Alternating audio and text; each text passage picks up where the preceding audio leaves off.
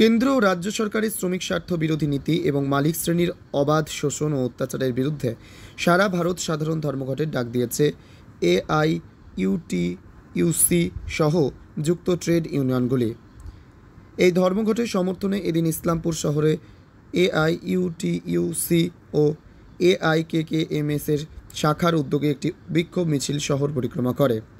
মিছিলকারীরা ধর্মঘট সফল করার আবেদন জানিয়ে স্লোগান তোলে এবং শেষে রাজ্য সড়ক অবরোধ করে বিক্ষোভ প্রদর্শন করে। সংগঠনের পক্ষ থেকে জানানো হয়, সরকারের শ্রমিক স্বার্থ বিরোধী নীতির প্রতিবাদ এবং শ্রমিক শ্রেণীর ন্যায্য অধিকার রক্ষার দাবিতেই এই আন্দোলন। পথচলতি মানুষ ও শ্রমজীবী সম্প্রদায়ের স্বতঃস্ফূর্ত অংশগ্রহণে মিছিলটি ব্যাপক উৎসাহ ও উদ্দীপনা তৈরি করে।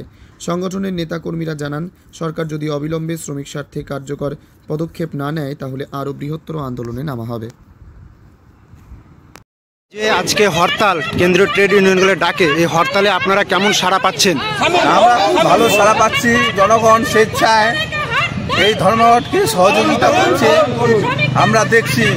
কারণ এই যে ধর্মঘটের মূল বিষয়গুলি, সেগুলো জনগণের জীবন্ত সমস্যার অন্তর্গত।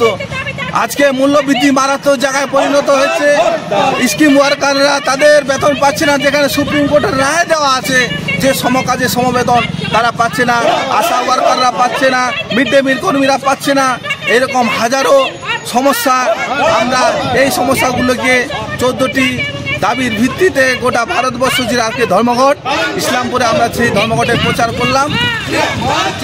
এই সাড়া কেমন পাচ্ছেন? সাড়া খুব ভালো, সবাই সহযোগিতা। আপনি কি দায়িত্বে আছেন? আমি এআইকেকেএমএস-এর ডিস্ট্রিক্ট সেক্রেটারি।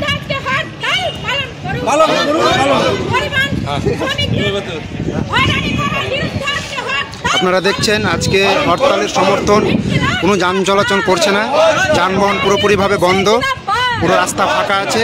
ধর্মঘটের ব্যাপক সমর্থন সাধারণ মানুষের।